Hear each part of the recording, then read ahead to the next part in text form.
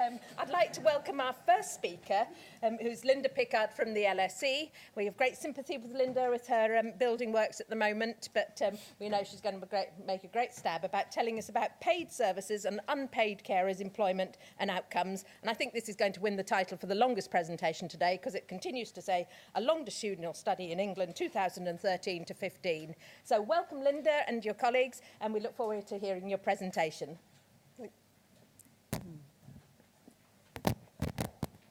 Thanks very much, Jill. I'm going to talk about paid services and unpaid carers' employment outcomes. This is a longitudinal study funded by the School for Social Care Research that's developing the evidence base around paid and unpaid care. My presentation is based on research carried out at the Personal Social Services Research Unit, the PSSRU, at the London School of Economics, by myself, Nicola Brimblecombe, Derek King, and Martin Knapp. In the context of the dramatic ageing of the world's population, the numbers of older people in need of long-term care are expected to grow significantly in all countries. Many countries rely heavily on unpaid care provided by family or friends. Yet there are also rises in both female labour market participation and the age of retirement, and therefore reconciling employment and caring for family and friends is becoming an important social issue. However, tensions between work and care can lead unpaid carers to leave employment, resulting in costs to individuals, employers and society.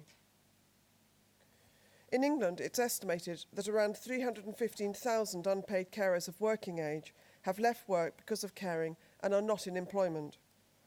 The annual public expenditure costs of carers leaving employment are estimated to be at least £1.3 billion due to lost taxes and additional social security spending on carer allowances. In this context, there's an emphasis in government policy on enabling people to combine work and care. The policy emphasis is mainly on the role of employers in providing flexible working, but there is now also an emphasis on paid services for the person cared for, sometimes called replacement care, to support working carers. However, not enough is known about the effectiveness of replacement care as a means of supporting working carers. To address this in earlier research, we looked at the effectiveness of replacement care in supporting carers' employment using cross-sectional data, that is, data collected at one point in time. We focused on carers whose employment is likely to be at risk, those caring for 10 or more hours a week. Our key finding was that unpaid carers caring for 10 or more hours a week are more likely to be in employment if the person they care for receives paid services, controlling for other factors. However, the study had an important limitation. It used cross-sectional data, and to examine causation, longitudinal data collected at several points in time are preferable. To address this, we've been carrying out a longitudinal study. The aim of the study is to look at the relationship between receipt of paid services by the person cared for and the unpaid carer's employment outcomes. Given the public expenditure costs of carers leaving employment, the study focuses on the factors affecting whether unpaid carers leave work because of caring. In particular, we look at whether receipt of paid services by the person cared for affects the likelihood that carers leave work to care. The longitudinal study uses primary data collected by the PSSRU. We used a mixed methods approach, collecting both quantitative and qualitative data.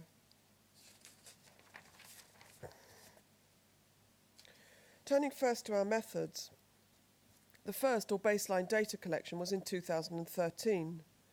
The data were collected from a sample of working carers using self-completion questionnaires. An initial screening survey was followed by a more detailed questionnaire, the Working Carers Questionnaire. This data collection was part of earlier research that we conducted on unmet needs for services. Unpaid carers are defined as people who look after family or friends because of long-term physical or mental ill health or disability or problems related to old age. The second or follow-on data collection was in 2015. Respondents who completed the questionnaire at baseline were invited to complete a further questionnaire, the Working Carers Follow-on Questionnaire. The qualitative data were also collected at follow-on.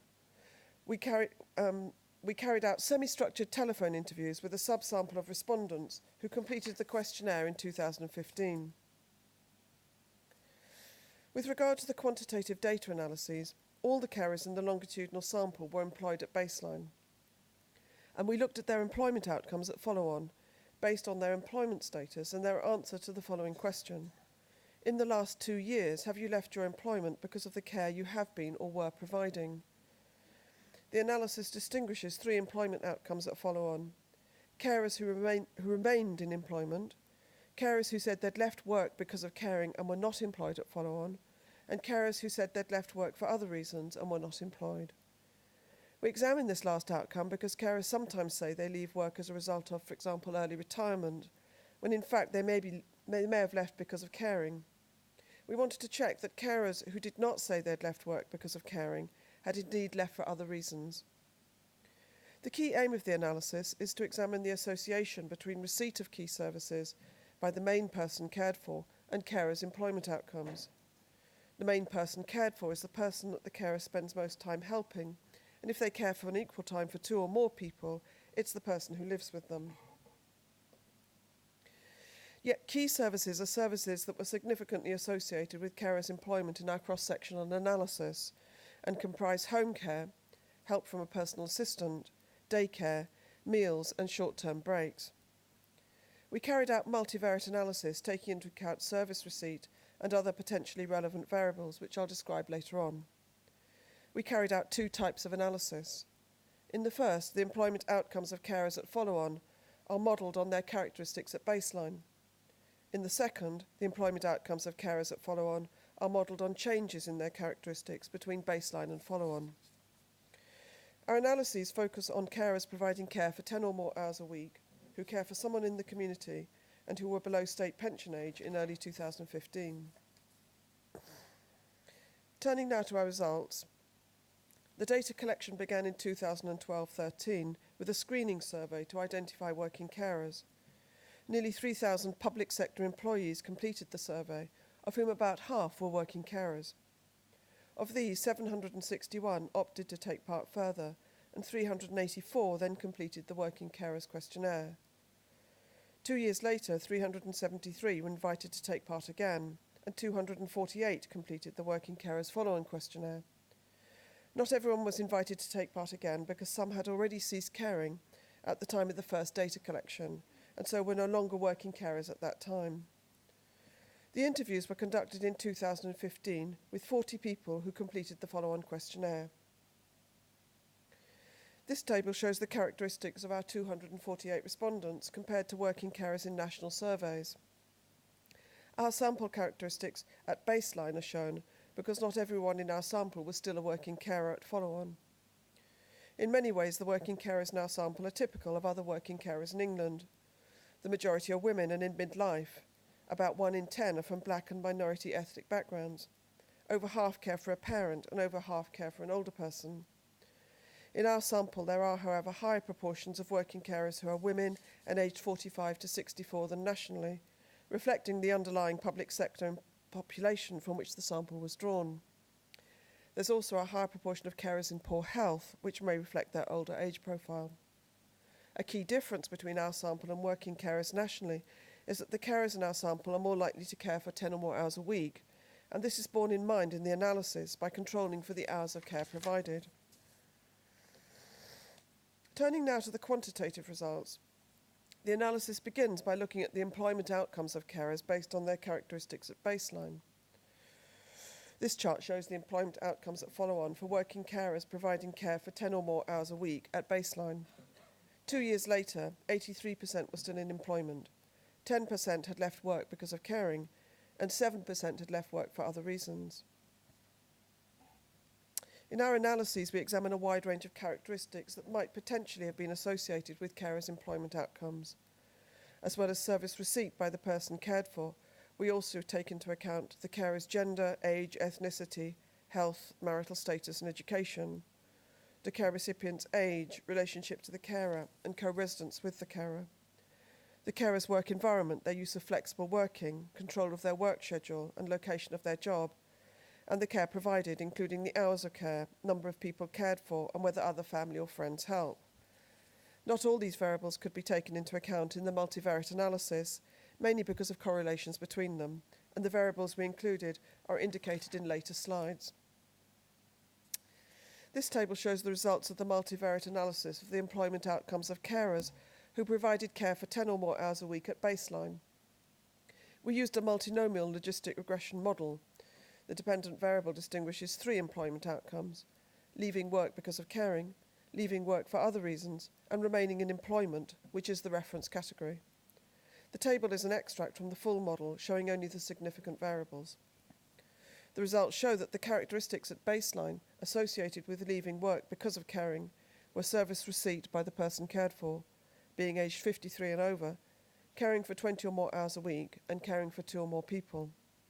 In contrast, no variables were significantly associated at baseline with leaving work for reasons other than caring, suggesting that these carers were not significantly different from those who remained at work.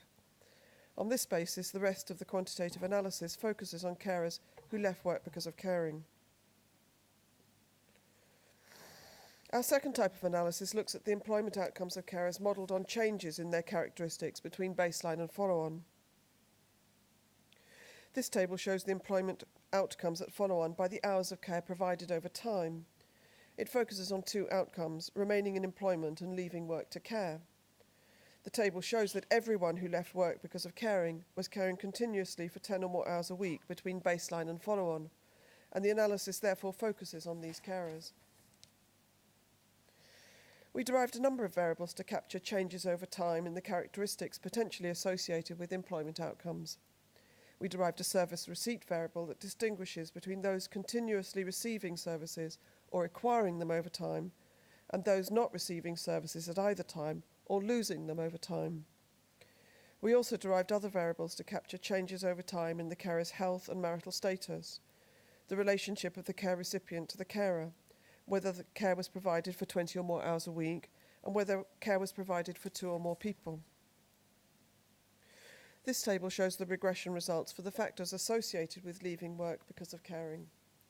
The model includes carers who cared continuously for 10 or more hours a week between 2013 and 2015, and the dependent variable distinguishes those who remained in employment and those who left work to care. The results show that the factors associated with leaving work because of caring were service receipt by the person cared for over time, being aged 55 and over at follow-on, and caring or starting to care for 2 or more people over time. The results therefore show that carers leaving work to care were significantly more likely than those remaining in employment to be looking after someone who did not receive or lost services over time, controlling for other factors. I'd like now to turn to our qualitative results. We used the interviews to explore causality with the carers. Key themes were their reasons for leaving work and whether services helped them to remain in work. The analysis I'm reporting today draws on interviews with 9 people who left work to care, 5 who left work for other reasons, and 15 working carers with services. Looking at the reasons for leaving work, the carers who left work because of caring spoke of struggling to combine work and care or meet the needs of the people they cared for while working. In contrast, carers who left work for reasons other than caring left mainly due to their ability to take an occupational pension or because of redundancy. With regard to whether carers who felt that services helped them to combine work and care, the majority of interviewees who'd left work to care thought services would or might have helped them to stay in work. And all the interviewees who were working and looking after someone who received services said that services helped them to stay in work. As one carer who was looking after her severely disabled daughter and used daycare said, "Without the day centre, I'd never have been able to work." Key ways that services helped working carers were by addressing issues that could have led carers to leave work, for example, by reducing their anxiety about leaving the person cared for. Services also helped by providing the type of support that carers who left work said they needed, in particular, home care provided during the working day. As one carer who was looking after his father with dementia and used home care said, "It's like a weight off my mind. I know that my father is going to be fed and looked after while I'm at work."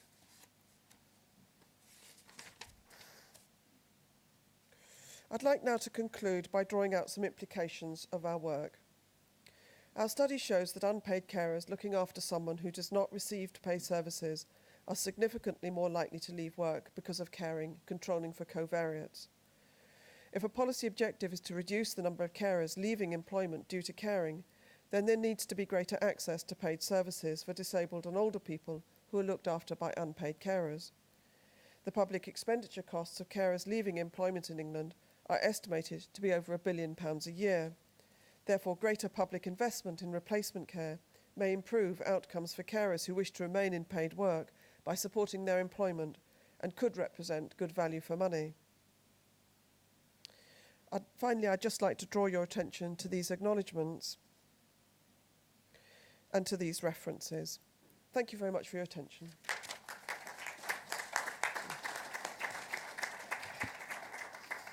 Good. Thank you so much, Linda, and your colleagues. Do stay there because I'm sure there's some questions in the audience. Anybody want to start off? Yes, gentleman there. Josh Muir, RTI International, Washington, D.C.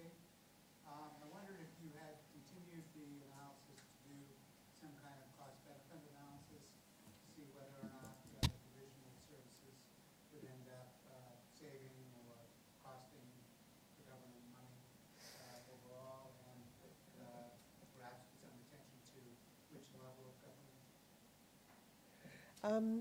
Yes, we have done this. We've actually got our paper in manuscript form on this, which was actually based on the first stage of the study, which was done in 2013. But with the pressure of work, it never got published. So we didn't even submit it. It's still in manuscript form. So we've certainly looked at this, and what we've done is we've done a kind of an estimate of the costs of providing services to people who are working carers who are caring for 10 or more hours a week, using the analyses using the data that we collected, and then comparing it with the costs of carers leaving employment. So yes, we're definitely hoping to publish that paper at some stage, and I'm hoping to sort of take into account the follow-on study, and to take into account some of we can produce a better analysis, I think, now. Does that answer your question? So.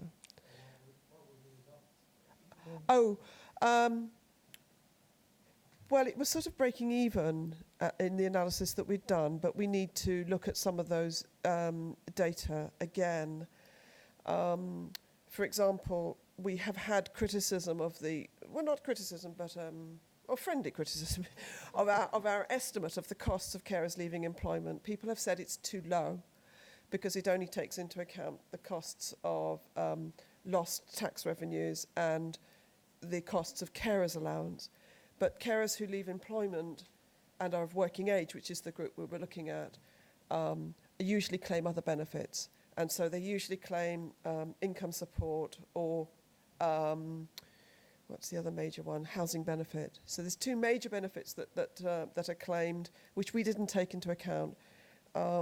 So we've been doing reanalyses of those, which show that obviously if you take those into account, the costs of carers leaving employment is much higher. So again, we hope there's actually 2 papers that we hope to publish around that, in addition to publishing this work. So, yeah.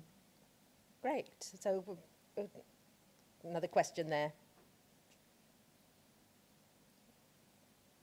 I think the microphones have disappeared, so shout.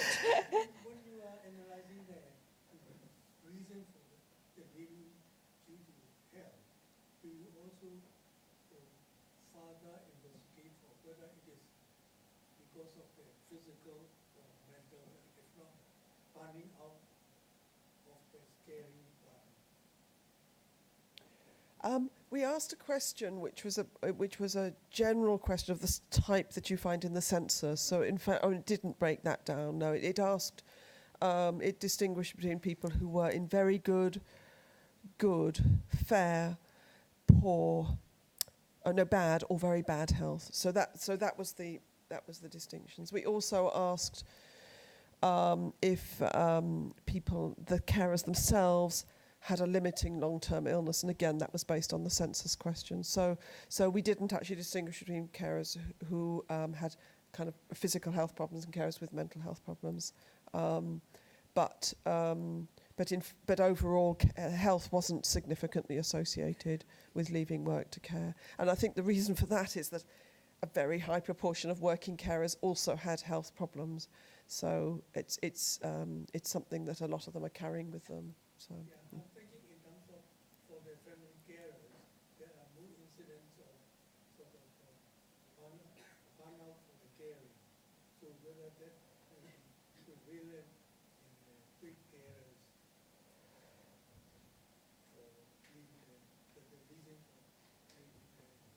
Sorry, I didn't hear the first. I didn't hear part of that. Sorry, Um, no, are you talking about, say, the stress of associated with? Yeah. Okay. Yeah. coping and Yes. stress. Yes.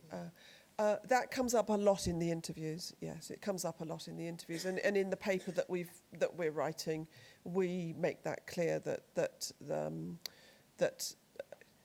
there was a kind of sequence of events that affected quite a number of carers who were working, and the person they cared for became deteriorated. Their health deteriorated.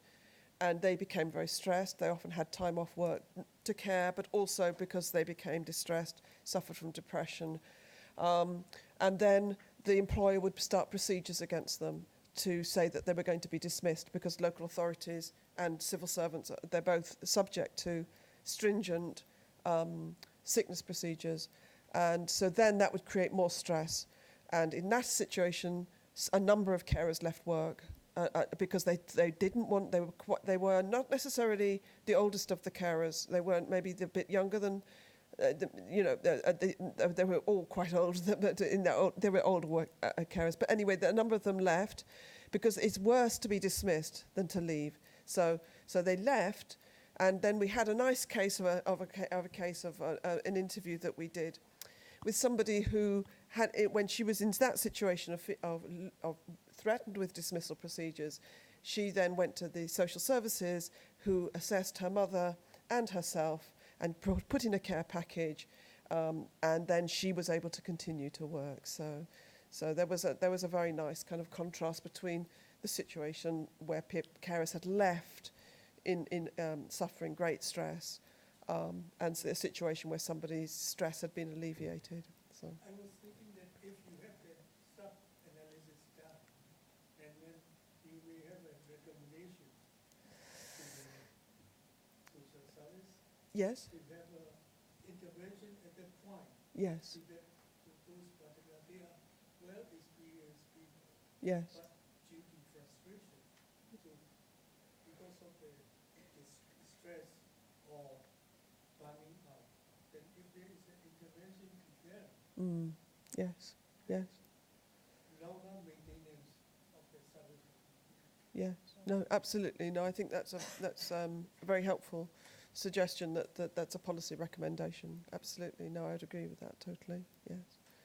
Great, thank you, Linda. I think we'll stop there. I know a couple of people want to catch you. You're going to be around at lunchtime, aren't Yes, you? of course, yeah. Yes, and if we get room at the end of this session, maybe we can go back to some of the cross-cutting issues that are going to be there. So it's now a great pleasure to introduce our second speaker, and indeed also to welcome somebody with a microphone for the questions. So we'll hopefully have much louder questions later on. But here is John Woolham, who's not a million miles away from his home base at the Social Care Workforce Research Unit at King's, and he's going to talk about technology.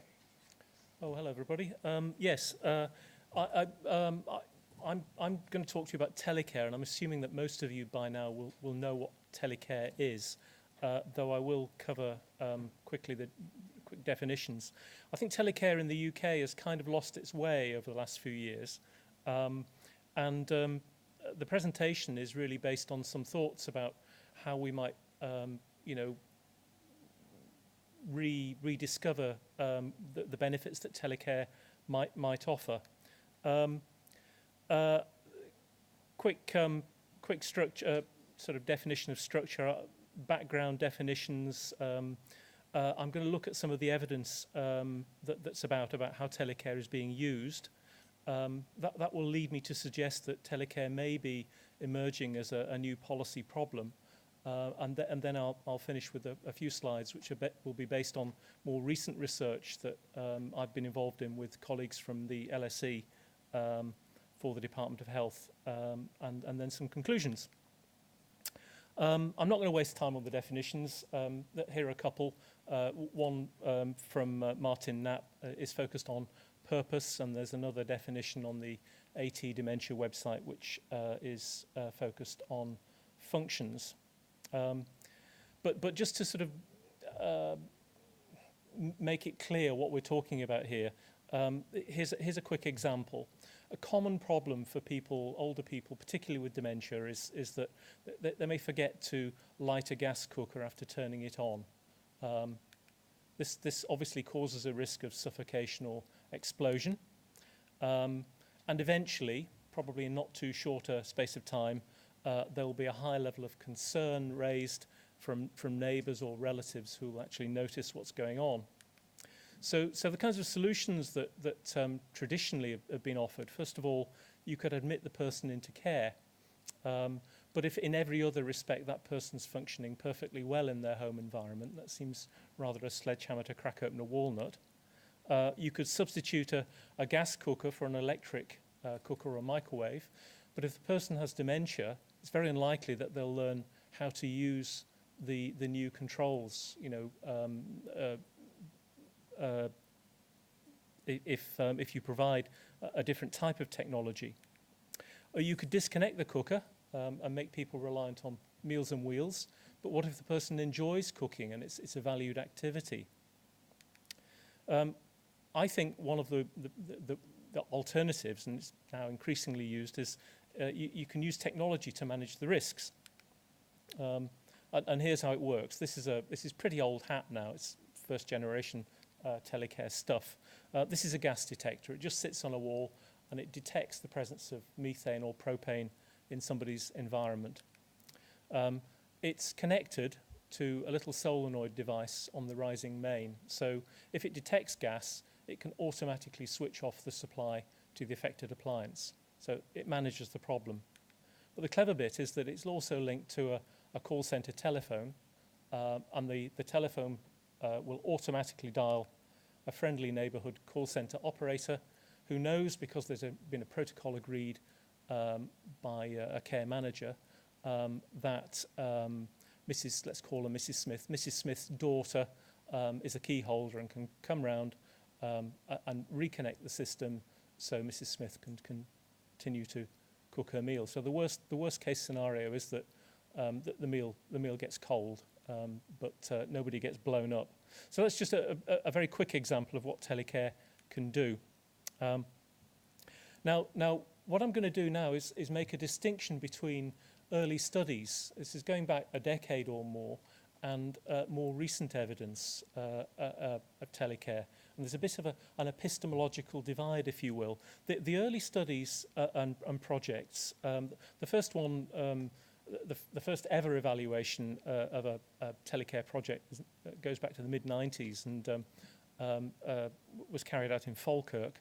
But there have been a range of other project-based studies, including Anglesea's Ardra in SAF, Croydon's Aztec project, a lot of very good telecare work done in Kent, Northamptonshire's Safe at Home project, which I'm going to refer to in a minute, West Lothian, countless smart homes set up by telecare manufacturers to engage practitioners and managers in local authorities. These tended to create the conditions in which led to Department of Health guidance in 2006 called Building Telecare, which is still current. Also, round about the same time, the Department of Health commissioned a major study of telecare, which I'm going to come back to in a minute, which became known as the Whole System Demonstrator Project. But just to give you a flavour of what these early project evaluations found, this is some work I did, and it's very old now. It's sort of 2004, 2005. The Safe at Home project was the first telecare project in England. One of the things we did was that we looked at the kinds of outcomes and some of the measurable metrics of people that use the Safe at Home project compared with a comparison group. It wasn't a proper control group. We weren't able to do that. And as you can see here on a range of measures, compared to our comparator group, which came from Essex Social Services, the care packages provided to our safe-at-home service users were, they demonstrated that there were significant savings to be made in terms of hours and numbers of visits and things. This is the similar information presented. We looked at the rates at which people left the community permanently to go into care. And you can see there, if I can get this to work. Oh, no, that doesn't work. Okay. I was told that was the laser, but it's not. It switches it off. The green line represents the cumulative rates at which people from our comparator group left the community, and the blue is this Safe-at-Home project. Now these people were broadly comparable. We did mini mental state exam profiles of the two. And what you can see there is right from the start of the project, we held on to more people for longer. There were more people living in community settings after 22 months than in the Essex comparator, and that translates into the safe-at-home group were round about 4.5 times more likely to be living in a community setting after 22 months. So there are significant cost implications to that in terms of the money that you save in residential care and so on and so forth. Now the studies, the other studies that I've referred to very briefly, the early studies, all pretty much said the same kind of thing, that the results were generally very positive and created the mood music, as I said, for the Department of Health to publish its building telecare guidance and to commission the whole system demonstrator project. Now, the whole system demonstrator project is an extremely good study. It was the largest clinical trial in the world, and I think remains the largest clinical trial of telecare and telehealth applications. Almost 6,000 people randomly assigned, drawn from 217 general practices in 3 settings. And they found that there was some limited evidence of positive impact for telehealth, but no evidence that telecare made a difference at all. Talk about gangs of brutal facts, murdering beautiful theories. This is actually very, very solid evidence, and one of the authors of one of the outputs said very clearly, in this trial, telecare did not significantly alter rates of health or social care service use or mortality over 12 months. Now that's a pretty clear finding from a very, very good study. So what happened? Well, I think this is where we get into policy difficulty. The preventive technology grant was essentially intended to pump prime and stimulate demand. It was seen as good for industry, and it came with strings in the form of performance indicators, which encouraged local authorities to put it bluntly, to pile it high and sell it cheap, to get telecare into as many homes as possible in the shortest possible time. There was a recognition of need for better research, which is why they commissioned the whole system demonstrator. Now, since then, we're now in an age of austerity, and telecare is increasingly seen, I think, by local authorities as both prophylactic and panacea. Adult social care budgets haven't been protected, and although unevenly distributed, cuts of between 25 and 40% have happened since 2009. And there's no end to this. So telecare is seen by senior managers increasingly as a less expensive way of meeting needs. So people who are non-eligible for adult social care are signposted to it. It's seen as a service of first resort. Telecare is provided before people get anything else. And it's used increasingly as a substitute for social care. It's also used to keep people out of hospital and to facilitate early discharge and to prevent admission into care. But the worrying part of that, I think, is the use of telecare as a substitute for hands-on care. Now the findings of the whole system demonstrator project, I think, have created problems for a number of different stakeholder groups. First of all, the government, because current policies support the development of service provision, which appear to offer no advantages over traditional care and support. Local authorities who've invested significant amounts of money in telecare at a time of unrelenting budget cuts. So to give you a couple of examples, £14 million in Birmingham, 3.5, I think around about 3.5 in North Yorkshire, Hertfordshire £5 million, Manchester and Newcastle have also invested heavily. So there's quite a lot of significant investment going on. And ADAS is still, firmly behind telecare. Here's Dave Pearson, the ADAS president in 2014, basically rallying the troops and saying that assistive technology has great potential. This is clearly, there's a significant difference of opinion here between the whole system demonstrator researchers and the practice community. And finally, the third stakeholder group that for whom the whole system demonstrator project is problematic are manufacturers, because their ability to offer shareholder dividends will be jeopardised if the care industry disinvests. Not much evidence of that at the moment, but that's a significant problem. And finally, telecare pioneers, the people that did the early projects. Certainly when I was doing the Safe at Home project, I didn't make my findings up. So the findings of the whole system demonstrator project were something of a surprise to me. And I guess that would be true of some of the other evaluators too. So, it creates quite a set of problems. Now, I'm going to finish off with a couple of slides about how we can get ourselves out of this problem. And this was a study that was led by Martin Knapp that I was involved in.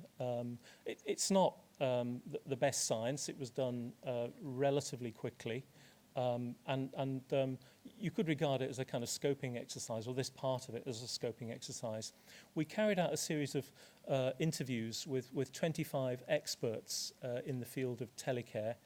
These were people who were either gerontology specialists, people who were specialists in dementia, or telecare experts themselves. And we encouraged them to reflect on their experiences of telecare in England, in adult social care departments, and the differences between the ideal of telecare and the reality on the ground, and the impacts that it could have on service users and carers.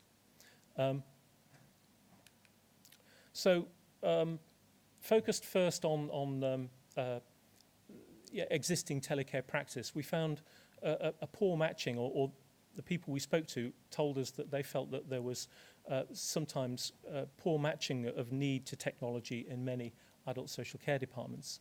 So telecare assessments and deployments were seen as separate, somehow some kind of technical thing done by clever techies rather than an integrated part of care management practice.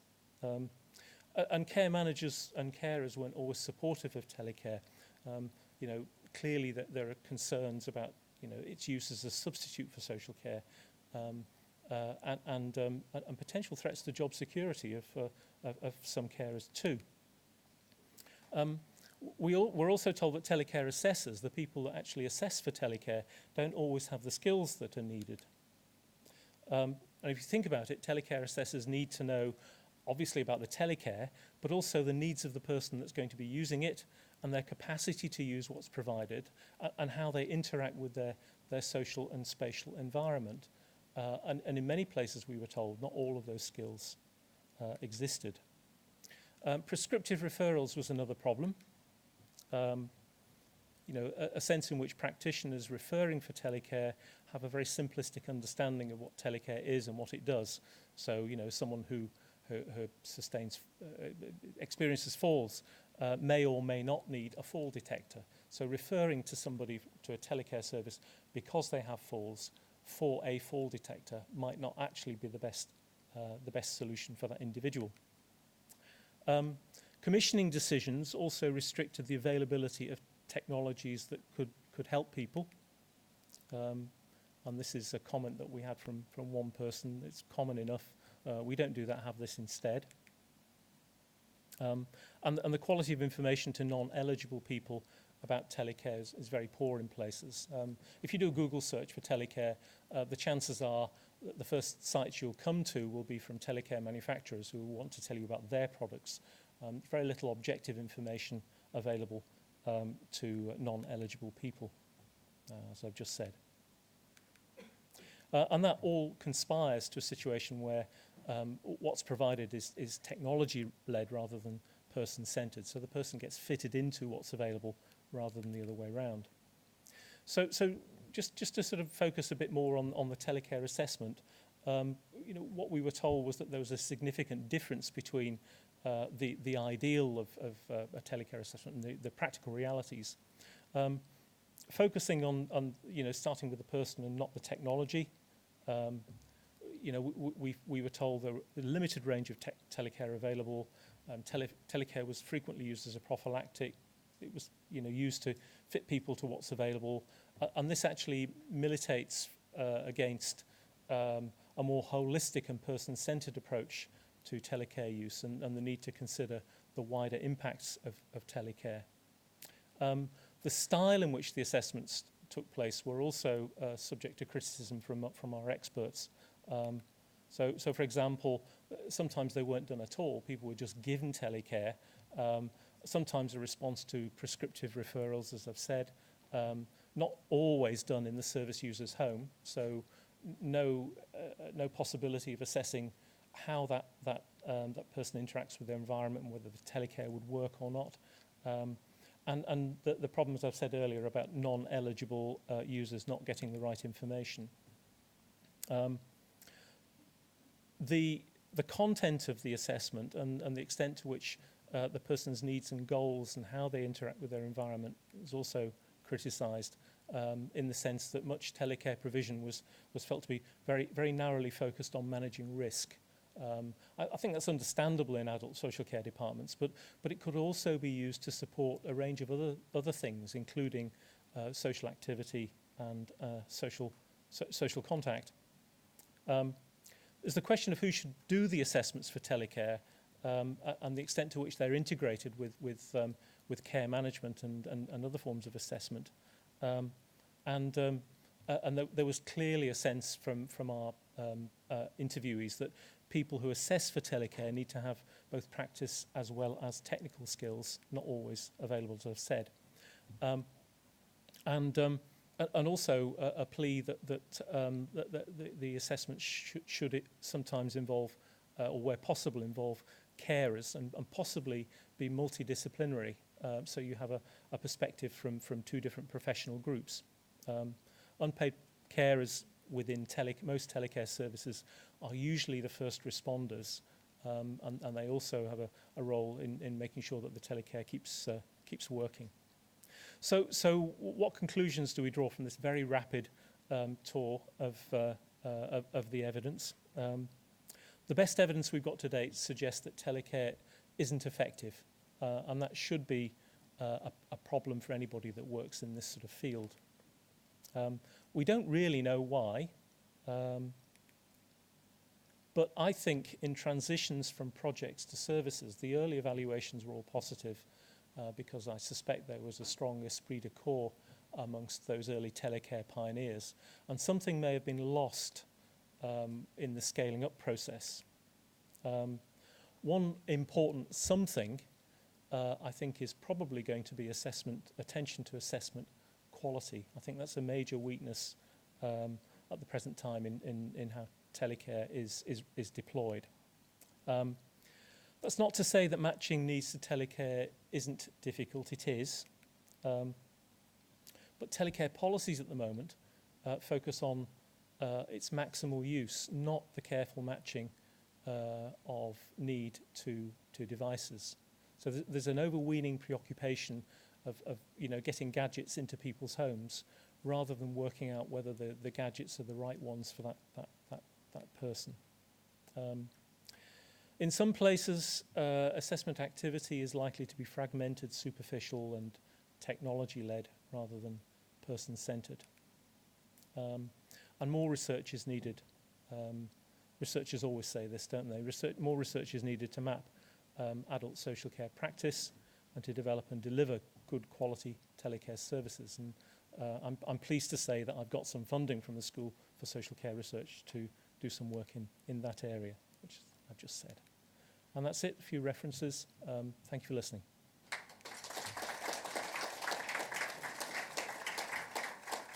And we're getting a bit pushed for time, so maybe we could take one question while our next group are coming up to the platform, if that's all right, and we can manage two things at once. So question there, hand straight up.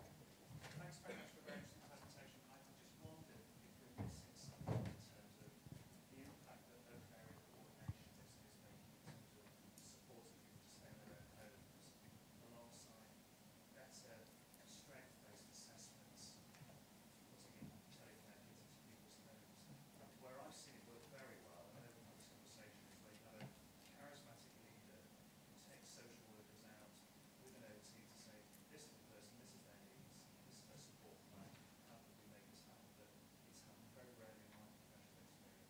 Yeah, I agree. I mean, I don't think I really need to add too much to that. I mean, I think that's a good summing up of the problem. Great, thanks, John. And you're around for lunchtime if people I have am, got yes, further yeah, questions. yeah. So thanks again. And welcome to our final session, which is Justine and her colleagues who are talking about the BOW study, as I've been instructed to call it. Not Thank BUF you. or something like that. But you can tell where Nottingham's really in the Midlands, not North, can't you? Pronunciation. So welcome, Justine, to your colleagues, and we look forward to hearing about this new study. Thank you, Jill, and thank you for the invitation today. I feel very unequal to the task because, in contrast to the two previous presentations, which gave you findings and erudite analysis, we're here to introduce you to a fairly new study. We're still in the very intense period of data collection. And for any other conference, we would not be offering a presentation. We're here because we know we're among friends and that you will treat us gently when we describe to you and hopefully interest you in coming back next year to hear some more about our findings. So this is the study, and the purpose of the study is to look at good home care for people with dementia. My co-applicants are listed here. Dr. Christian Pollock, who's a conversation analyst at the University of Nottingham. Tony Kelly, who's leading on the study of commissioning of home care. Professor Nick Manning, who's now at King's College London, formerly Nottingham. Cheryl Travers, who is leading on the analysis of care workers' diaries. And Kezia Scales, who is an expert in looking at the inside of caring practices from an ethnographic perspective. And indeed, our study is fundamentally an ethnographic design. As you all know, what we say is not attributable to anybody but ourselves. And the importance of home care is something that cannot be overestimated. The expenditure on home care is vast and growing. You know what's driving that from the presentations that you heard previously and elsewhere. What's intriguing about studying this area, of course, is that most home care is provided by the private and independent sector. It makes it difficult to access what's going on, difficult to govern, and indeed difficult to commission.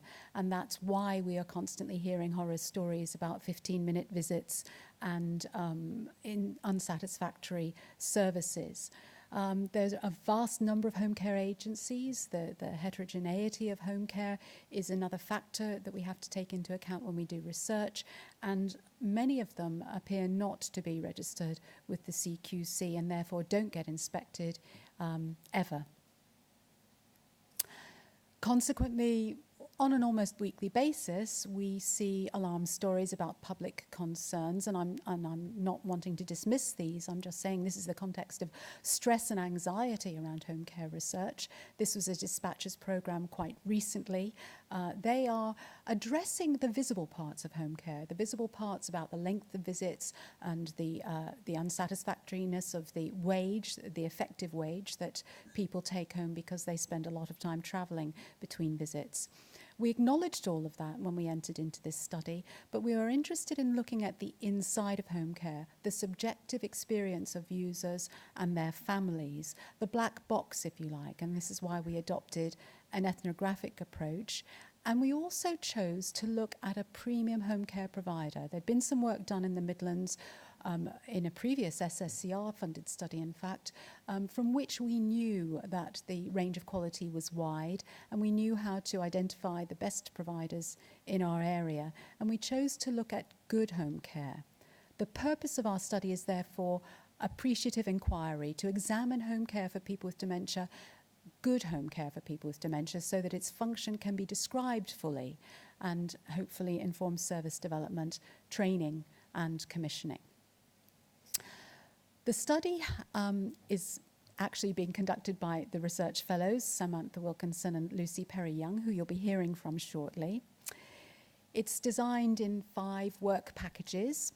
At the moment, we're in the midst of participant observation, where Sam and Lucy are working as home carers. They've undergone the training. They're rotated in to look after clients for a local home care agency, 2 different branches. We're also going to undertake interviews with the personnel, the other caregivers in the agencies. We're going to talk to the clients and their relatives. We have in the field at the moment an interview study using a beautifully designed diary format, and we've trained 30 home carers, apart from Sam and Lucy, to keep diaries about their day-to-day work.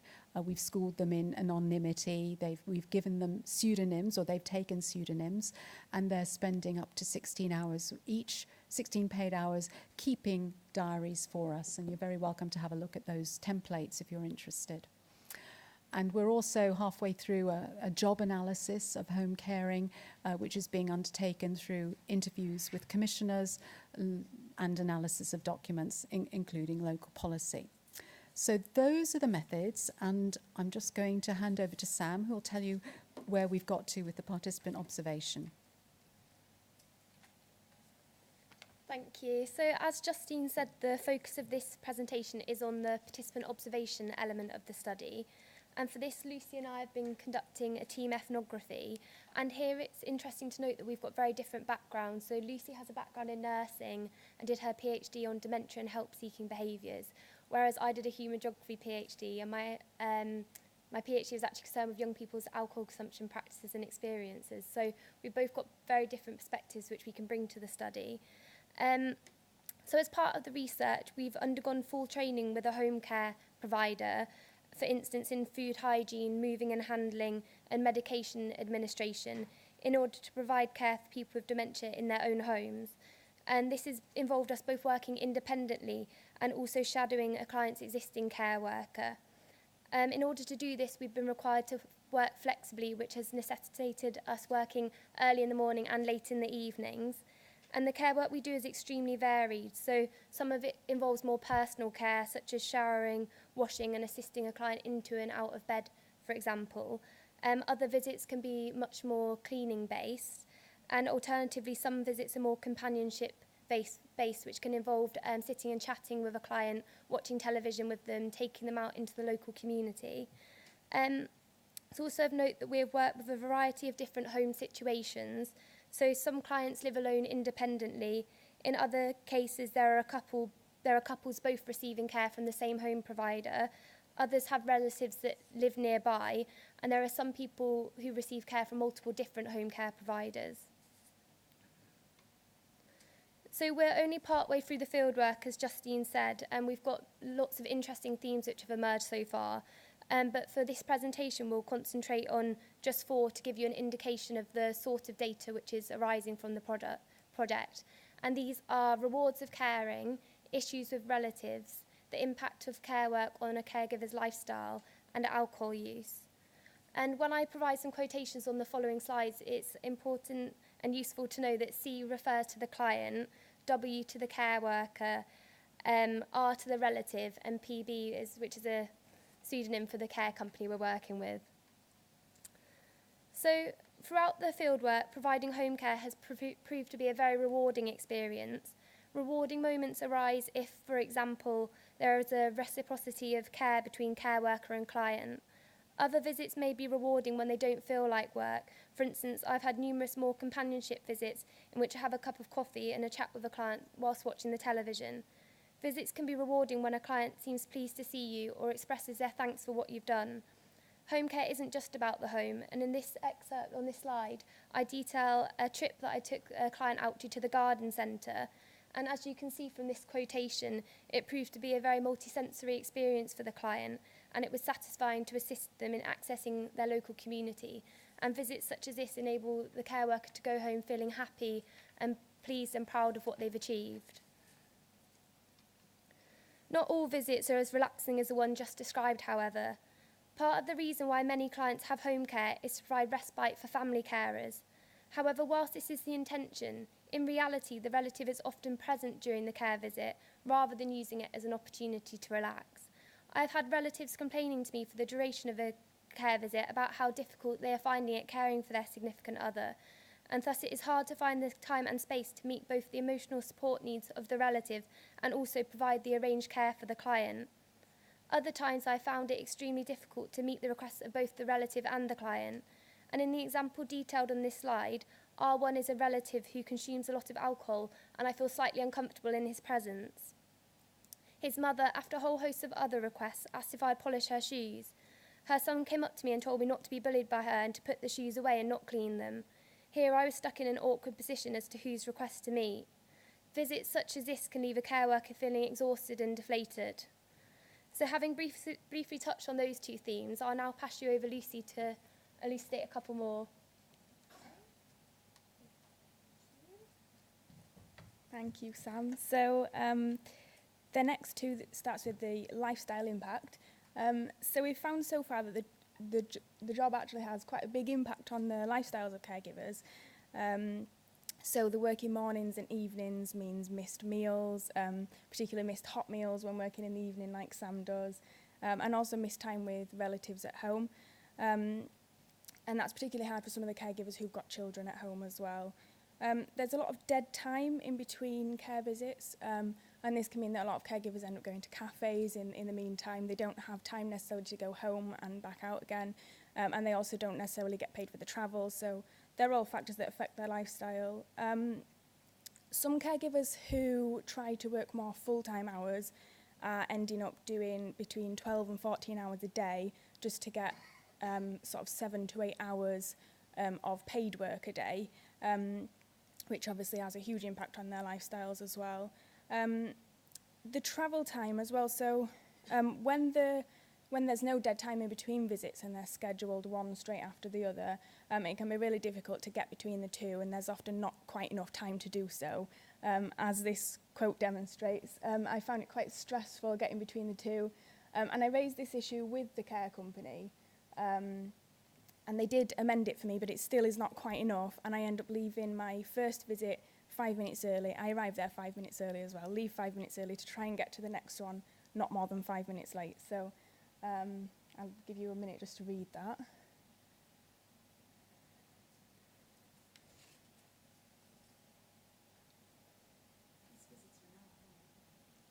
Yeah, the visits are all an hour long, yeah.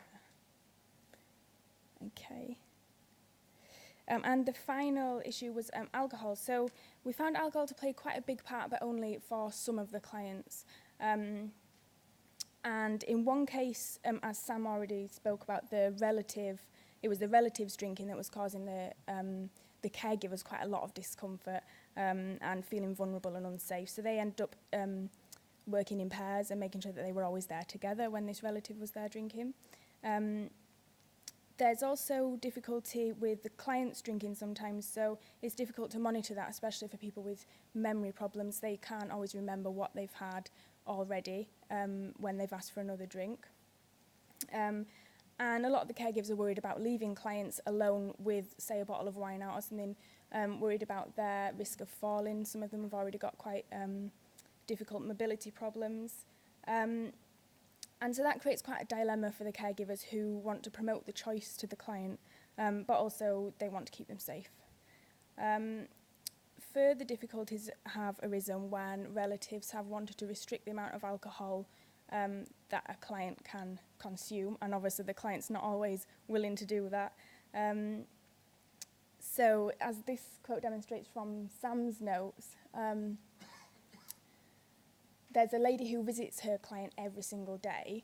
And Sam, I think you've only met her once, have you now, or twice? Yeah, heard a lot about Yeah. her, but I'd never met her in person until this incident here. So you'd heard a lot about her because the son of the client made a big deal about he didn't want this lady to come round and be drinking with his mother. He thought that she was a bad influence.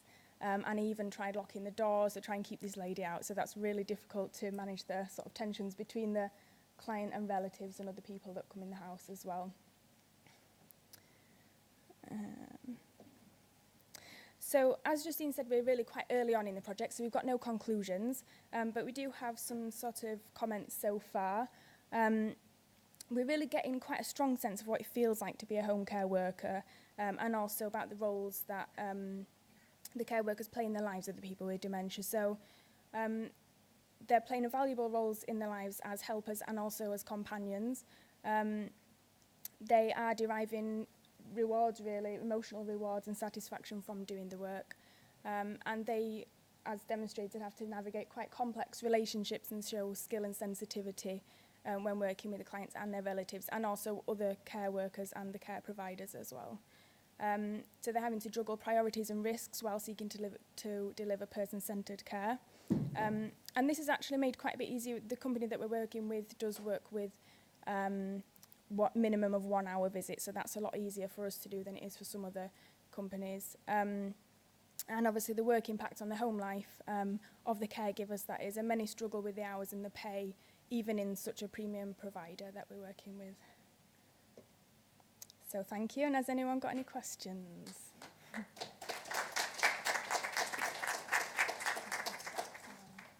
Great. A couple of hands up there already. Lady in the bright jumper. Hi, Nick Peace from Derbyshire County Council. I think it's very interesting what you're doing, and I just wonder to what extent actually being in the role of a carer, how has that challenged? Thank you. How has that challenged your views of what you thought carers did so far? You know, you're halfway through your study, but how has it made you think about what that role is? Yeah, well, I'll leave you to add anything as well, but we've both got quite a lot of experience. We weren't completely alien to this. I worked in a residential home when I was younger. My mum's been a carer all my life, and I've done a little bit of care, assisting her with someone with dementia. So actually, our eyes were quite open already.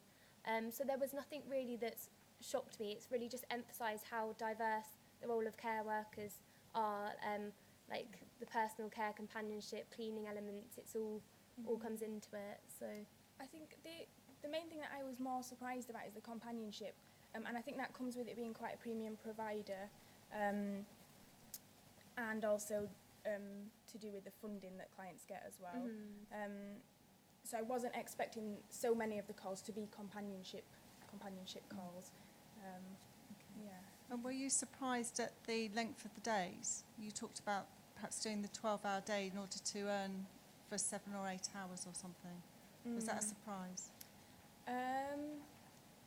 a little bit, but not, I think. I think it didn't really surprise me because I always knew when I was little, like I didn't see my mum for weeks, for example, because she was having to do all those sort of hours to earn some money. So it didn't really surprise me. But doing it yourself, you do realise just how long the day is. And if I have an evening where I'm not working, the evening feels so long, and it's just so nice to be able to relax and watch the telly and do all those things you took for granted before, really. Okay, thank you. Great, thanks. Some lady there? Yeah, can I ask, were you going to be rostered with the same people all the time so that you were able then to build up a relationship with those families? Yeah, so the clients that we're working with depends on who we can recruit, obviously. But the aim was to work with the same people for the whole of the field work, unless, their circumstances changed, obviously, so that we would be, in effect, just like any other caregiver going into them. The company that we work with, they do try to keep caregivers going into the same clients wherever possible. Can I just say, well done. As somebody who runs a home care provision, I'm really supportive of anything that shows the type of work care support workers go into, and anything that helps us to recruit good care support workers as well. Thank you. Thank you. Great. Any other questions? Lady at the back and then lady here. So right at the back.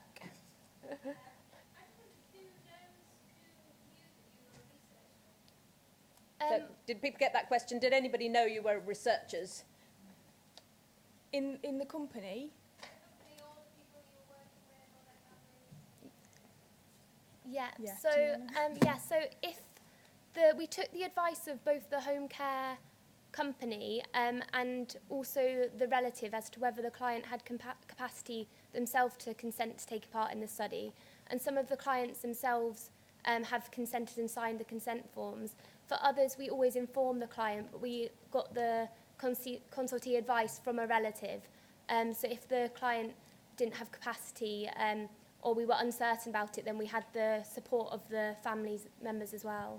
And did your colleagues know, the other care workers? Yeah, and we have a researcher badge as well, which we wear, because obviously people with memory problems it's like a useful prompt for them to be able to see it and just remember our dual role. And the care workers we work with were all consulted. They could opt out if we were shadowing them, for example, and they weren't happy, then they had the opportunity to opt out whenever they wanted. Lovely, really interesting, we thank you. also have a newsletter as well that we use to keep other care workers and clients and relatives up to date, and to remind clients as well of why we're there. Thank you. Great. So question down here. Same question, right. Have you got a different question? Hang on, that microphone's on its way. I think I'm quite I think it's a very good study where you are really focusing on the outcomes for the service users. I'm just interested to know, because I work in a local authority dealing with older person services. So it would be really interesting to know whether you would be focusing on the good home carer skills, which I think both of you are presented as having very good skills in providing good home care. And I think in reality, we find that is a major issue that's happening where most of our service users, when they have carers coming in, and we end up in a lot of safeguarding investigations, and it is because the carers don't have the right set of skills. And I think your study is very good, and you are approaching it with the right set of skills, and maybe it would be really good at the end in terms of focusing both on the outcomes for the service users as well as the good set of skills that would be provided and would be useful for the whole set of the care providers, possibly. Just to comment, I agree entirely with what you say.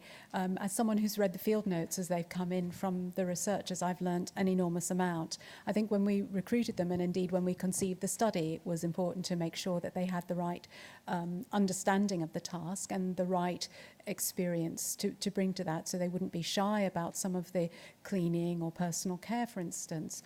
But what's impressed me is the emotional intelligence that's come through in the field notes, and I hope that that's something we'll be able to showcase, the sensitivity and anticipation of clients' needs, and the importance of maintaining dignity through very subtle interpersonal skills, and I hope we'll be able to describe that more fully when we report our findings.